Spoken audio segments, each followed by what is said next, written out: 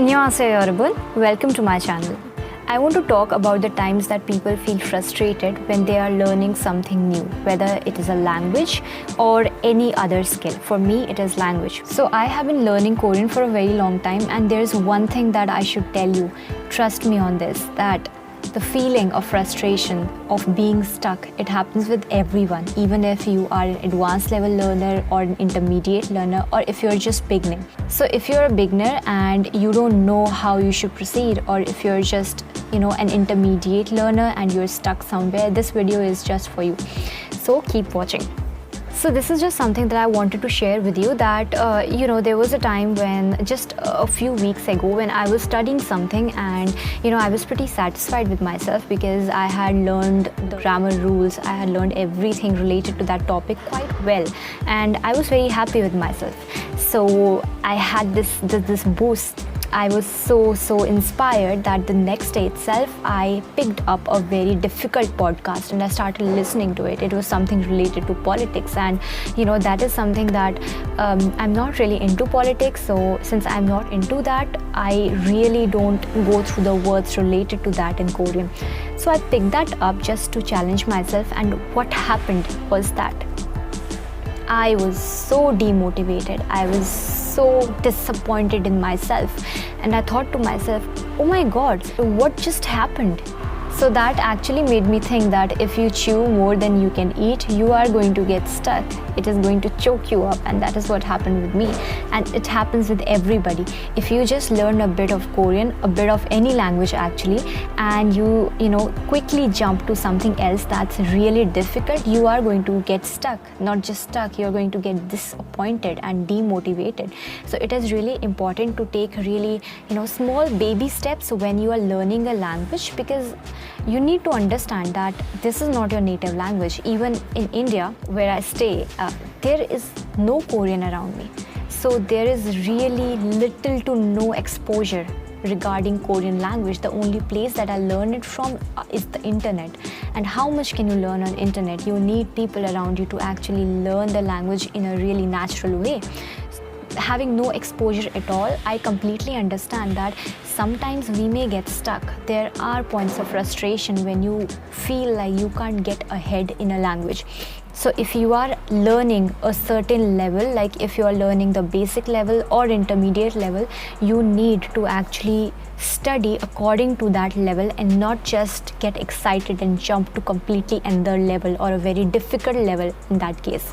And the second thing that you need to remember is that no matter which language you learn, no matter which language you choose, you need to like the language, you need to love it in order to study it. First, watch the dramas, watch the movies related to that language.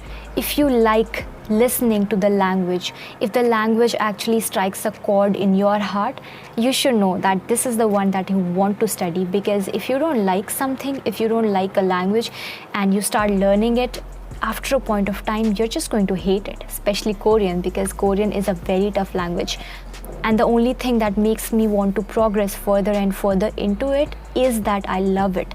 And because I love it so much, I don't really find it that difficult. It is just like playing a puzzle.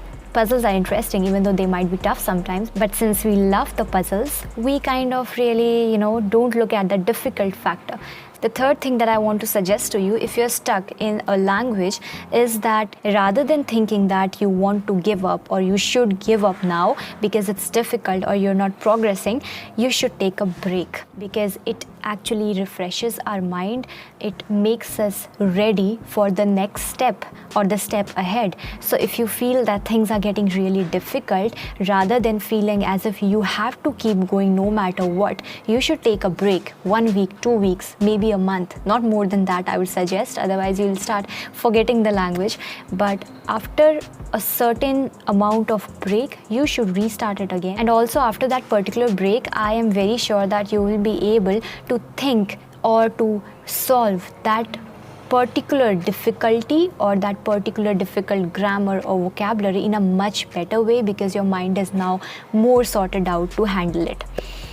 Also, let me tell you, it happens with everybody. It happens to me too. My language learning actually many times depends on how I'm feeling from inside. Am I happy that day? Am I sad that day? If I'm very happy, I think I will be able to learn in a much better way than when I'm stressed out, when I'm feeling heavy in my mind. So feeling happy while you're learning a language is really important, because language is such a whole new world for us.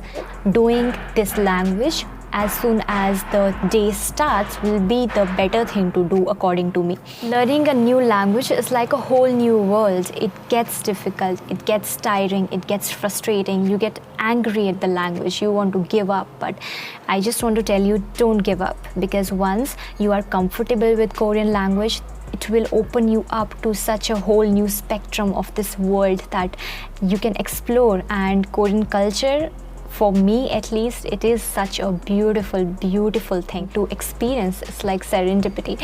So yes, don't give up, guys. Just take a break, take a chill pill and restart again. You will not regret it. Also guys, in the end, if you like the video, don't forget to like it and subscribe to my channel.